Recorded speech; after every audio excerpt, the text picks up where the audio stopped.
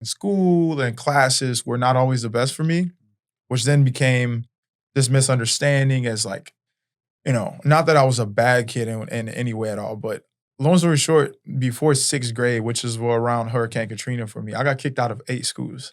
8 schools? 8 schools. None of which was ever behavioral problems where I was ever mistreating of another student or anything. It was literally like, you can't sit in your desk, sit still, keep quiet for a full day, suspension, expulsion. From New Orleans, with the Forstalls, this is Local Legends. One-on-one conversations with some of New Orleans' most exciting and influential business owners, entrepreneurs, movers, and shakers. They're here to give their take on all things going down in the Big Easy. What's up, New Orleans? Welcome to the podcast. I am your host, Jonathan Forstall. Today's guest knows what it feels like to carry big expectations, chase the dream at the highest level of the NFL, and then reinvent himself when life takes a turn. My guy, Malachi Dupre. Welcome to the podcast. Thank you for having me. Glad Absolutely. to be here. So I always like to start my podcast with first, take me back to 8-year-old Malachi. What was he like? What was childhood Malachi like? Well, I would say I was someone who had a lot of energy and was misunderstood, right? I feel like at that age is where you have, or I guess society and school, there's a lot of pressure around being structured, can't move, can't be really someone who's able to really be themselves without them being like, oh, he needs to go on medicine. He has ADD in this. And my parents were dealing with that a lot with me. And I have 2 older brothers and we're very spread out. So I'm the youngest by a lot. My oldest brother's 15 years older than me. My middle brother's 8 years older than me. And then I came thereafter. So I think just coming from a situation where I had 2 older brothers, I was able to learn a lot, I feel like, from them and mature a lot faster than most people my age. So just structured environments in school and classes were not always the best for me, which then became this misunderstanding as like, not that I was a bad kid in any way at all, but long story short, before 6th grade, which is around Hurricane Katrina for me, I got kicked out of 8 schools. 8 schools? 8 schools. None of which was ever behavioral problems where I was ever mistreating of another student or anything. It was literally like, you can't sit in your desk, sit still, keep quiet for a full day, suspension, expulsion. And my mom and dad were just like little things that added up until so you got to go. Exactly. 8 schools though. Yeah, I know, man. It's insane. It's crazy. And then I landed at John Curtis for 6th grade after Hurricane Katrina. After Hurricane, I'm going to get there. We have that in common, that I'm the youngest of 3 as well. Right. And my older brother and my older sister, you got 2 older brothers. I got an older brother, older sister, but they were much older than me, 7 and 9 years old. And I felt like they were good examples too, but because my parents had an older sibling, they had older children, that they almost like learned how to parent from 1 and 2. Exactly. And so like I got, you know what I'm saying? Yep. So tell me a little bit about your family, structure. Were you close with your mom, dad, and brothers? Were you all close family? We're a very close-knit family. Till this day we are. I think just kind of a little bit of how you explained your family dynamic. Similarly, like my mom and dad had my oldest brother when they were in college. My dad was playing football at UL at the time. My mom was just a student there, but then they were still raising a son at an age where they were still in school, didn't have money yet, and then raised him. And then my second brother came along, and then they were well established as far as like, work at that point. They had a few more dollars. And then I come along another 15 years after the first child. So I think the upbringing of all of us was great. We come from a loving 2-parent home, fortunately. But at the same time, the experiences we all got were different just because my parents were furthering themselves in life because they had us in such different gaps. It was not like we were all raised in not really in the same decades, but also even in our parents' exposure to life and just them learning as well. Right. They were more mature. Exactly. Yeah. So I got to learn from my parents, and I feel like I got to still learn from my brothers. Gotcha. Because as I was getting older, my brothers were already older, and then at a certain point out the house. So, yes, we are close. I speak to all of them every day, and very fortunate to have them in my life. That's good influence. Family's such a big part of everything we do, especially in New Orleans. Too, man. Yeah. So you mentioned you went Hurricane Katrina. How old were you when Hurricane Katrina hit? It was August of 2005. I was 9. I turned 10 October. So month And so and a half later. I know you evacuated for Hurricane Katrina. Where'd you go? Yes, sir. Yeah, we relocated to St. Louis, Missouri for 9 months, actually. St. Louis, Missouri. Yep. Okay. Yep. And you came back home 9 months later. Okay. So you were 10. And at what point did you start high school and where'd you go? Yeah. So, interesting enough, after we came back from Hurricane Katrina, I went to another school, got kicked out of that one. My dad was like, I don't know what to do with you. The school was like, look, here's enough credits. This was like around February, March, I got kicked out. And they were like, look, we're going to still pass him to the next grade, but he just cannot come to school here. And he can't come back next year and he can't finish the school year out here, but he can go somewhere else. So my dad owns a trucking business. So I started working on a truck with my dad every day. And then I'm like 10, 11 years old this time. And all of my dad's, people that he sees at his stops and stuff will be like, how's this kid working with you for months during the school year? And then it became summer. And then everybody was always asking him, like, where's he going to school next? And my dad's like, man, look, he's been to 8 schools. I don't know where he's going next. And were you athletic up until this point? My middle brother played football at UL. My dad played football at UL, but my oldest brother was an athlete as well. Coming from a more masculine home, like sports was always a big thing. I was always a kid, like I love sports. I grew up around it and I was good at it. I was just an athletic freak even at a young age, but I still didn't have like the skill and the refinement yet that ever made anyone ever just be like, all right, he's this soon-to-be star athlete and multi-sport athlete like I became in high school. But it was more so like, let's focus on all these problems he's having at school. Got you. And it was never in question at home. It was just like everyone knew me at home to have energy and stuff. Right. Well, and that took the spotlight off of your athletic ability. Right? 1,000%, because that was the main focus. Right. Making sure I was even able to go to school the next day. And then I went to John Curtis and everything changed. It was like a switch flip. So you went to John Curtis because a lot of people go to John Curtis to play football or to play sports. So did you go there with some kind of back intention of maybe wanting to play sports, or just like that's where you just landed? Landed there. My dad didn't know where else to send me. Like, damn. And John Curtis was just on a whim as well, because someone at one of my dad's stops one day was like, oh, my children go to Curtis. And my dad was like, I never even thought of that. And that's so far from my house. But I do know some of the coaches over there. So my dad reached out to them and they were like, oh yeah, we'll take Malachi, and changed my life forever. John Curtis was the best thing that's happened to me. I was able to like be myself and not have it be questioned. I feel like I was able to be around a lot of other children like myself that had similar personalities, and they were, they couldn't sit still either. But interesting, in 6th grade at John Curtis, whatever your respective sports season was at the time, whether it been football, basketball, track, baseball, softball, if you were a girl, we were able to, we practiced that sport in the middle of the day as like a period of class. So my 3rd period before lunch of the day, we would go practice tackle football. So think about that. Like, I'm able to have an outlet in the middle of the day and not have to sit still for 7 hours, wait, then go practice at the end of the day. I was able to go at 10:30 in the morning and go tackle somebody. Right, get that energy out. Yes. Then eat lunch, then sit down for 2 more classes and I'm done for the day. So for a 6th grader, I feel like that really, really, really shaped my future. At what point in your career or your time at John Curtis did you get into football and realize, I got something? I would say 7th grade, 8th grade is when I knew internally how good of an athlete I was. Freshmen in high school aren't dunking the basketball, and I'm a starter on the varsity basketball team that's like going deep into the playoffs, and I'm dunking on seniors in high school, and I'm 14 years old. But by that time, I had also had the awareness to realize, like, I'm going to go to college for a sport. I didn't know if it would be track, because I did track, basketball, and football. But I was like, I know I'm good enough. And then I put that in my mind. And then by the time my sophomore year rolled around, it was kind of like, I was 6'3" at that point, won state in high, long, and triple jump.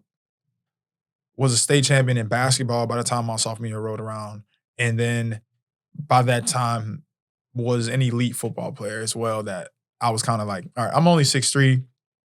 I don't have huge parents. My brothers I'm already taller than them. So I'm like not thinking I'm going to continue to grow. So I'm like, basketball is not going to be it for me. So I'm like, I'm good in football. I'm going to do that. And then by the time my junior year rolled around, I was the #1 football player in America at my position. Coach Curtis, he's produced quite a few champions. Yep.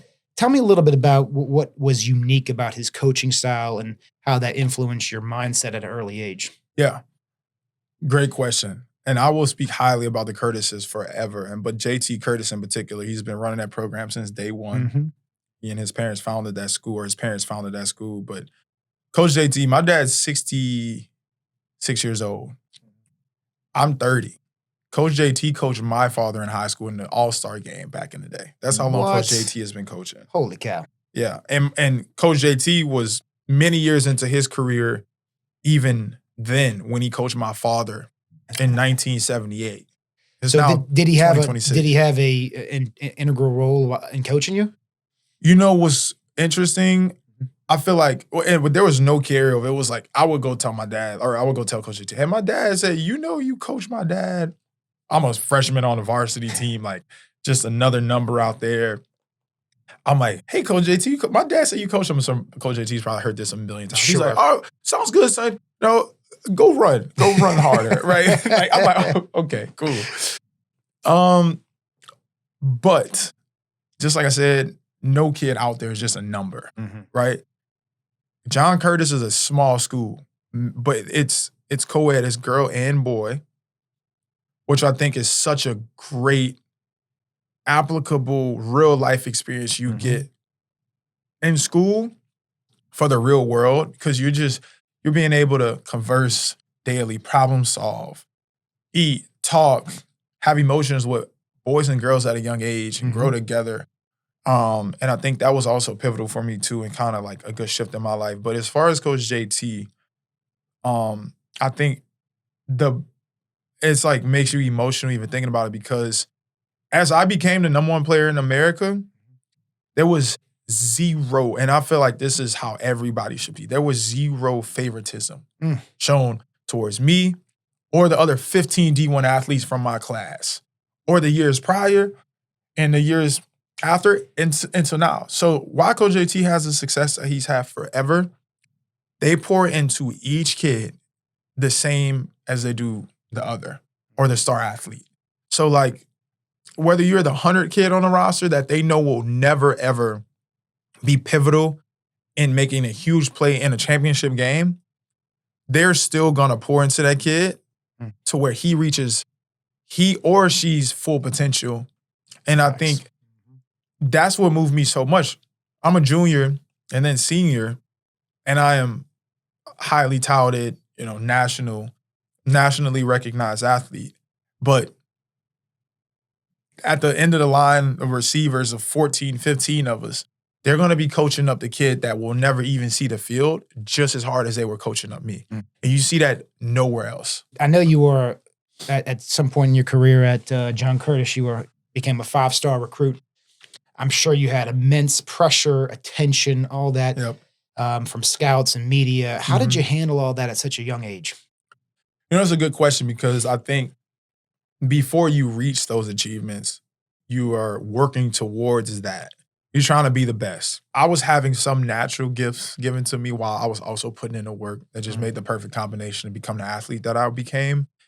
But at the same time, once you start, like when you're working towards a goal, you don't have much time to really sit there and dwell and focus on what you've achieved and accomplished.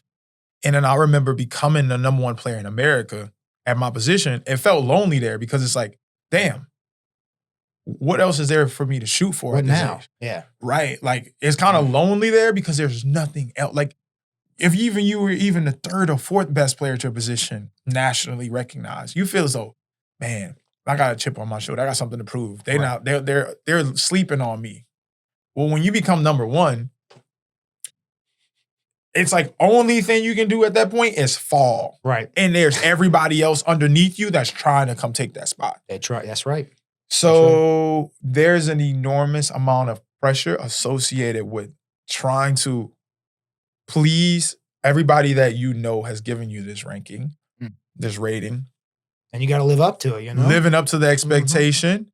And then but fortunate for me, I had a strong mental aptitude and just had a great awareness and a great, foundation at home and great support system to where I never really let that weigh on me very heavily, especially when I was in high school. But when you go to college, and you walk on LSU's campus day one as a number one recruit, that's when the pressure is enormous because that's when it's like, you really then now go to like a national recognized university, huge stage, and you grew up watching LSU games. I'm from New Orleans. You grew up watching those games and like the pressure associated with that is huge, especially when you're a player that they're looking at to do things and make a huge impact early on day one. So that's when I feel like the pressure was enormous. So getting to LSU and like having the lights on you, whatever you want to call it, that was more pressure than as a teenager. All these people coming to you and saying you're the best in the country, and you haven't looked really. I think the difference is it was easy for me, and it sounds crazy, like, and my job, I'm very humble and I like to move with a lot of humility, but I think in high school it's easy for me to be number one because I was just that that much better than everybody else, and I knew it. Where when you're moving into an unknown territory, but the expectation has been created for you that you're supposed to come in here, make an impact on this team day one. You're supposed to be this kid that comes in. And when you go there, all the older guys that's been there for 3-4 years, they feel a certain type of way because they weren't that big. Some guys were at LSU, but they're like, oh, Rook, it ain't the same as high school. You got to work hard here. You ain't going to be able to just come out here and do this against the guys we're going to be playing against. So then like, you're like, damn, I thought we were teammates. Y'all supposed to be helping me out. Y'all just telling me how hard this is about to be, and I'm not about to do anything. So was it a little bit of a shock? Like that's not what you were expecting? I didn't know what to expect. And there's no real manual on, there's no handbook that someone writes for you on the transition from high school to college. And just think about, if you're just a regular student, not even a student athlete, transitioning from high school to college it's something that like your parents can't even prepare you for. You just got to go do it. And that's like real life experiences for you. And that's what shapes us to be who we become. Well, becoming a student athlete is insanely different. And then being a student athlete that had the pressure that I had to come in there and be good, it will be in the back of my mind every day. Not only that, but now you're away from home. You're not going home every night to mom and dad to have that support system. Right, so now that's another added layer, right? So how did you process all that? I would say processing it for me was just working hard, controlling what I could control every day, which was knowing I put my best foot forward that day, move on to the next. But you working, I got to LSU, I think June 6, 2014. You working all summer long to get to that first game. Like it's just circle. Like first game of the year, you don't know where on a depth chart you'll be. But day one, I became a starter the day I walked on campus. I'm sure you had offers and people approaching you for everywhere to go, at Curtis to go to college, right? Yep. So why LSU? What made you go? What made you decide LSU? Instead of going somewhere else? Tell us a little bit about that. It was a very difficult decision because when you have the amount of options that I had, it makes it almost impossible to try and make the perfect decision. How many options did you have? Roughly. Every university in America, if I wanted to go there, I could have. Truly. Every SEC school, every Pac-12 school, from Washington and UCLA to Nebraska to Florida to Miami to Rutgers and everywhere in between. Everywhere in between. And when you think about that, I think for me, I was realistic and just was like, I got to narrow it down early and focus on those schools. If I entertain 50 schools, then it's going to be even more difficult for me. What other schools besides LSU were you considering? So it was Florida State, UCLA, LSU, Alabama, and Ole Miss. But I really was only actually, not many people know this, but I was only really actually considering Florida State and UCLA. At the time, Jim Mora was there. They had Josh Rosen. They were a great football program at the time. And then Jimbo Fisher was there. Jameis Winston. They had just won a national championship. Jameis Winston just won a Heisman Trophy. Jimbo Fisher done a great job. And then I would say Alabama, but I just didn't want to go to Alabama. Being from here, I feel that. But Nick Saban, to me, he was a different guy. Like when he recruited me, he and Lane Kiffin actually. It's funny. Like Lane Kiffin was offensive coordinator at the time, but Nick Saban I knew was the best coach. It was not even close. Love him or hate him. Like when I would go there, his recruiting methods were different. He never sugarcoated. Every other coach was like, "You gonna come here and play day one?" He was like, "You're gonna have to come here. You're gonna have to work hard. You're gonna have to do this. You're gonna have to get good grades. Go to class." Did that make and I know you didn't go to Alabama, but did that make you like more intrigued that hey, he's not giving me a free pass? That's right. Did that make you? 1000%. I think the difficulty I think you got to respect it, but I think a lot of young kids at that age are like, they want to hear people toot their horn. They want to hear coaches say, hey, you come here, you're going to play day one. But you got to know that ain't true.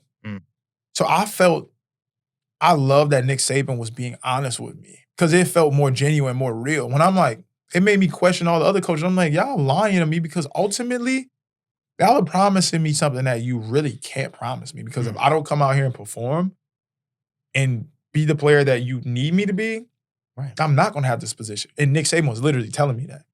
He's like, you have the ability. You have the God-given ability. You have the work ethic. You have everything it takes to be great here, but you got to come here and work. You got to prove yourself. I was like, if you wasn't in Tuscaloosa, I'd be coming pay you. I was like, you know what? Like, I like you, right? Yeah, you're right. And then, what ultimately made me land on LSU, though, I think there was some societal pressures locally. Just growing up watching that, I was able to kind of have an unfair advantage, or LSU had an unfair advantage as far as like just growing up here. But the things that really mattered to me was that I knew who I was as a person and how I was going to represent myself and my family, my high school when I went to whatever university I went to, in a way that if football didn't work out for me, or if and when the day came that football ended for me, I knew I'm from New Orleans at the end of the day, and I know Louisiana is home and always will be. I wanted to be able to represent myself in a way where, like, from a business perspective, and I was thinking about this as a 17, 18-year-old kid, like, I'm going to be able to represent myself in front of very pivotal people that are decision makers. That's wild. So you actually thought and put weight on what life would be after football, even then, into your decision to go what college you're going to. That's awesome.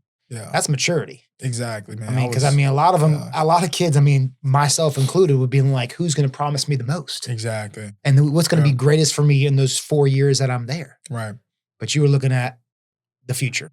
Life after ball. Yep. Let's talk about some of the struggles, because I know, you got drafted, you killed it in LSU, got drafted in 2017, first preseason game. Yep. Tell me what happened. I got hit so hard, I woke up in the ambulance. So you work your whole life. At this point, you definitely have felt like you work your whole life to get to this point. Like, you playing football with Aaron Rodgers, Clay Matthews, guys you just watched growing up on TV. And then, I'm playing for the Packers at the time, which still was unreal to me. I'm like, this is nuts. I get drafted by the Packers. I'm in the locker room with these guys. And then I belong. Like, I'm out there making plays. I feel like, I belong. And then next thing you know, first game, get hit so hard, I wake up in the ambulance. And I wake up, I'm like, I knew where I was because I was in the ambulance. And my mind wasn't like, I just got hit so hard, I was knocked out. Thankfully, it wasn't like I had any crazy brain fog or anything. But I was just out cold for like a good solid 20 minutes. Woke up in the ambulance and was so scared because I'm like, last thing I remember, I was playing football and now I'm in the ambulance. That means something bad has happened. Like, that's all I was thinking. And I was in a gurney and I was strapped down because they didn't know I was unconscious. So they didn't know if I had any spinal injury or anything at that point. So I was strapped down so tight I couldn't move. So in my mind, I'm like, instantly, I'm like, ambulance. I was unconscious. I'm thinking like I'm paralyzed. So I'm in the ambulance trying to move. Like, they're like, stop moving. I'm like, hell no, I'm about to keep moving to make sure I can move. So I'm in the ambulance shaking.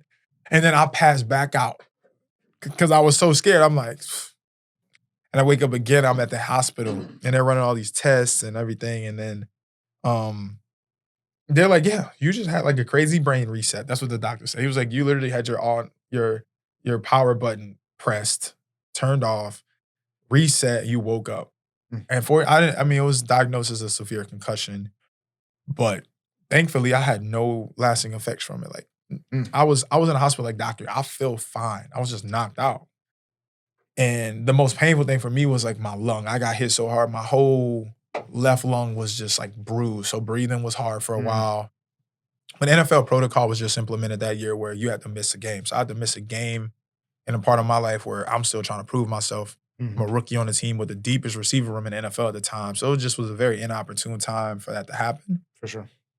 But I think that was just like the first time in my life that everything had a different meaning. Like, you hear the term as an athlete growing up, play every play like it's your last. None of that shit ever matters until something like this happens and it almost is your last, because you got to see how fast it happened. Like, I was playing a game 1 second running with the football in my hand, and the next second I wake up in an ambulance. Just like that. Literally. So many things had a new meaning to me, so it changed. And I think, but I always had the strong mental capacity to just always be like, look, things happen for a reason. I was just telling myself all these things. Things happen for a reason. So, like, God's trying to just tell me something or whatever, and I kind of just took it. But, fortunately, came back, played for years in the NFL after that, but definitely was a pivotal point in my life. And let's talk about the next part of your life. This is where this podcast, I think, gets really good, because this is what this whole podcast is about, right? When life throws you a curveball or, fumbles, whatever sports analogy you want to use, a lot of people don't react well. Yep. And so you had this pivotal moment, and from NFL, you turned into a different type of business. So talk to me a little bit about that transition and for everything. Sure. Mm-hmm. Yeah, I think for me, just like we spoke on a second ago about like when I was in high school, even thinking back, I always had the awareness and was realistic with myself to know, like, this is still, I'm on a very short timeline here. If I get to play this for a long time, I'm still I'm closer to the end than I am at the beginning of this journey of playing football.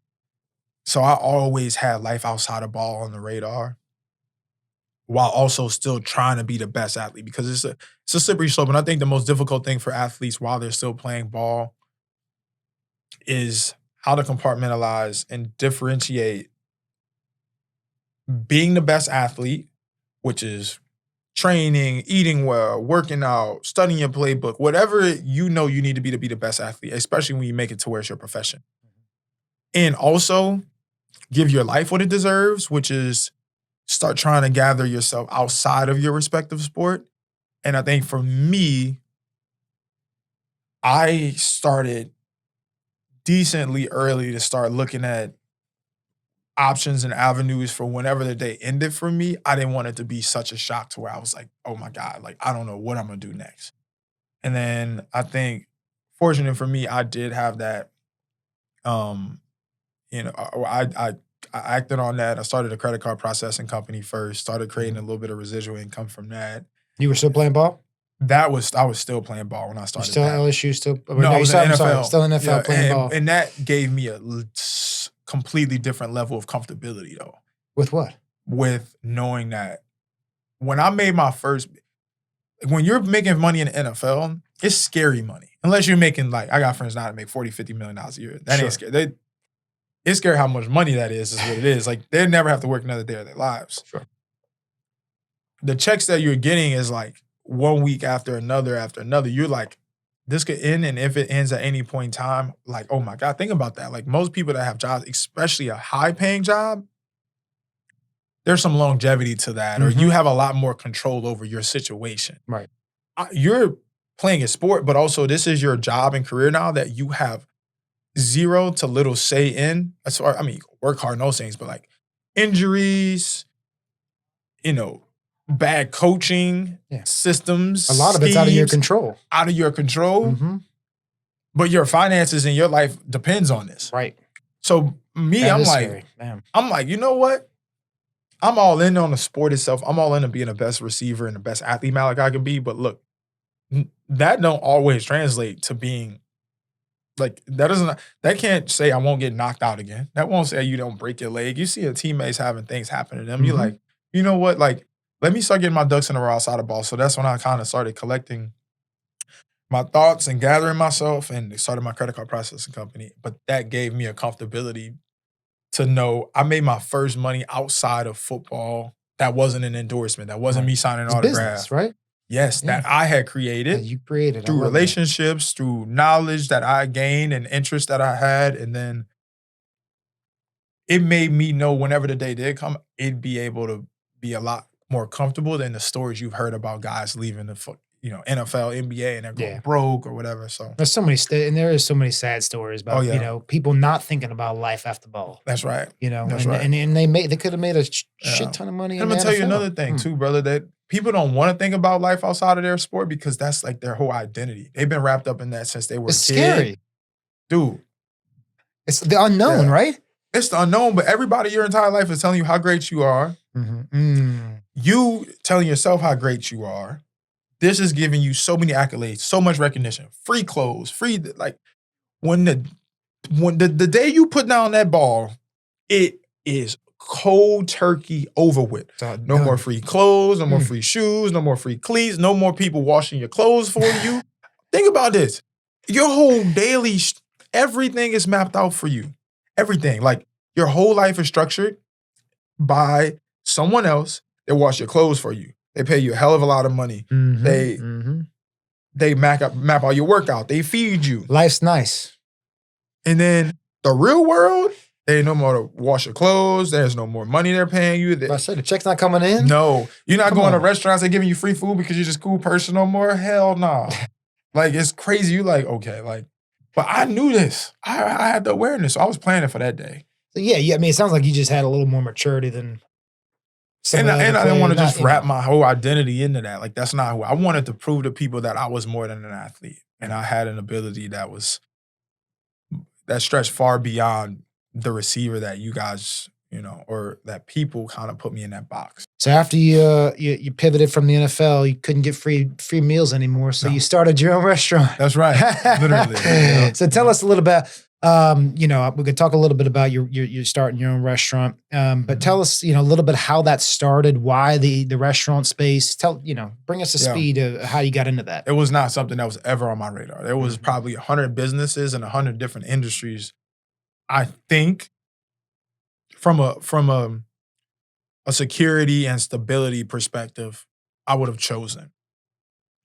I've never been fearful of doing anything that I wasn't familiar with just because I feel like I am someone who's able to familiarize myself with something relatively easy just through moving into it with a level of humility to say, look, I don't know this, but how can I surround myself with the very best person and learn from them and apply those traits, but then also apply my own twist to things. But again, a restaurant or hospitality was not anything that I ever thought I'd do or want to do. I had no interest. And it all changed one day. I met Chef Matt when we were eating, or I was eating at a little restaurant in Metairie that he was the head chef at, made the most amazing sushi I've ever eaten. And then he and I started talking. I was moved by his story. And one thing led to another, basically. I was like, look, you need to, I thought he owned the restaurant. He was like, no, he just worked there. And I was like, you should quit your job. You deserve a better opportunity than this. And not that, I knew he deserved his own restaurant, right? Just from the way he cooked and what you tasted that night. In the knowledge, in his life story, everything he has shared with me, his personality. I'm like, you got so much to share. It was the whole experience. Yeah. But he was an amazing chef, absolutely. And I thought it was crazy to me because I'm a big sushi guy. I love fishing. I love the water. But I had never seen anybody with this ability here in New Orleans as a sushi chef, especially just young. And we had a lot of different things in common. And I was like, dude, you need to quit. And then at that moment, I'm like, I don't have any background in food, beverage, nothing. And then 2 weeks later, he called me and said he quit his job. And then that's when I was like, holy crap. I don't know what's next. I don't know what to do. What's step one, yeah. And then just made a few phone calls, met him, and then got a plan that he wanted to try and accomplish. And I was like, all right, well, I told this dude to quit his job. He quit his job. It was then on me to try and make sure that we were able to achieve this goal. What kind of goal? I mean, did he have something in mind? Did he have something in mind when you talked to him? Or did he quit and then say, oh, let me come up with something? Or Right. Well, I think he took a risk on me too. For sure. Because think about it. I want to tell you, we were strangers. We were strangers. How many restaurants have you owned before? Zero. And we were strangers. We didn't know anything about each other besides the one conversation we had at the restaurant. And I'm talking to him and we meet at a Starbucks on Veterans. That was our little meeting place for a year. And we're talking and I was just like, all right, if you had a blank canvas and you could do what you want, what do you want to do? He said, I want to do an omakase restaurant. And I was like, omakase in New Orleans, you sure? I was like, people will be able to financially pay for this. He's like, yes, I'm telling you, dude, we'll do it. Then it was crazy. It took us a year, but we finally opened up. And we were presented with so many different challenges that I feel like most people are. But, now that I think back on it, it's the challenges that I feel like I should have been able to expect because we were trying to accomplish the best and be the best, which we were day one. And I stand by that. But we couldn't convince other people that we were going to be the best at the time when we had zero pedigree. We had zero experience in this. And we're trying to go hire people. They're like, yeah, this is probably not going to work. So he and I basically opened up. It was me, Matt, a guy named Austin. It's funny. This is like a joke. Like, I'm a black guy. Austin was a black sushi chef that wasn't really a sushi chef. And then Matt's a Vietnamese guy. He's the only one in the restaurant that looked the part. Austin up there, like, helping him top nigiris, but Matt made all of the food for the entire restaurant, like, the first month. And then my amazing manager, Olivia, she's been with me since day one, thankfully. But she was kind of like dual role at the time, like helping me run the business. She had the only experience, the only hospitality experience front of house in the restaurant. Mm-hmm. She's just a friend that I known from, years prior. And like, she took a chance, still had her other job though. She was like, I'll come help you, but I'm gonna keep my other job just in case this don't work. That's how crazy it was in the beginning. I'm washing dishes the night the restaurant opened. Wow. And then there was a month wait list. Then like the second day we were open, like NBA players were in there. And I'm like, what? I did no PR. I did no interviews. It sounds like you just kind of, you faking it till you make it? We definitely faked it till we made it, but we were using the best ingredients, Japanese sourced fish. We were not faking what we were doing at all. Right. As far as the ingredients we used, the preparation that went into place, the dry aging, we were doing things at the highest level and at a higher level than anyone around here was doing. The sushi. Things you knew and the things you could control, you made sure it was the best Exactly. of the best. But to everybody else, we had no legitimacy. Right. But the PR and the marketing. We had none of that. But then when people came, that's what made it. That's how we've been able to. So how did you blow up that fast? Like, was it a post you made on social? Was it word of mouth? It was word of mouth. Damn. It was like, and it was limited seating, right? So we were only open 3 days a week at the time, and we only did 5:45 or like 6 and 8 seating, like a 6 p.m. and then an 8 p.m. seating. So if there's only 16 and 16, that's 32 people you could see a night. You can only do that 3 days a week. So that's 32, 64, 96 or whatever. There's only 96 people you're seeing in an entire week. You multiply that times 4. That's less than 400 people that you're able to see in a month. Yeah. So the exclusivity to that, I think, is what helped that. But then, it got big quickly. So we had to kind of expand, and we went to, more days and offering at the tables, and just grew. Right. And so when did you actually open up the shop? When was that opening day? November 2nd, 2023. Thank you so much for sharing your story, my man. Thank you for having me. And we'll check out his new restaurant. It's downtown. Where is it at? 29, or the new one is 2929 Metairie Road, and then the one downtown is 217 Camp Street at the International House Hotel. At the International House Hotel. All right, and I know at the time of this recording, Metairie Road ain't quite opened up yet, but by the time we release this video, it'll be open for sure. Oh, it's yeah, opening soon. But we're gonna have to get. I'm gonna have to go out there and check that out. Sure. That's what's up. All right, everybody. Well, thank y'all for tuning in. Check in next week for some more good stuff. From NOLA with the Forstalls is presented by Jonathan and Chip Forstall. Executive producer, Mona Lisa Johnson, Sierra Media Productions. Host, Jonathan Forstall. Casting director, Jonathan Thomas, Ascension Branding and Marketing. Post-production editor and voiceover talent, Matt Palowski, Redline Studios in New York City. Produced by Ascension Branding and Marketing and Sierra Media Productions. Thanks for listening.